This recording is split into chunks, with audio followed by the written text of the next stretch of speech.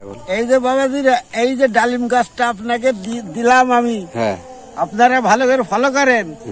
এই গাছটা শিকড়ে দিলে আচ্ছা আপনি যে কোনো তুলো রাশির হাতে করে দেবেন, দেখবেন যে হাত চলছে, তাহলে গাছ বিশ্বাসী আছে কিনা দেখে নেবেন।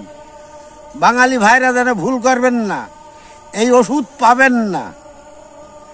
তার মানে যাদের হাত চলে হ্যাঁ, তুলা রাশির, হ্যাঁ, তার হাতের উপরে দিলে হাত চলবে। চলবে। এটা কি বারে তুলতে হবে? যে কোনো বারে, যে কোনো বার। হ্যাঁ, শনি মঙ্গলবার টার নাই, কোনো বার নেই, যে কোনো বারে তোলার পরে।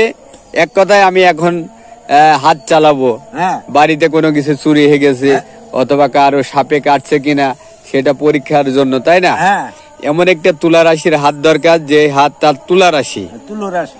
তখন এই ডালিম গাছের শিকড় একটি তুলবে, হ্যাঁ, এটা শিকড়ে তুলবে, শিকড় তুলে তার হাতে দেবে, হাতের পরে দিয়ে দেবা আর হাত চলবে।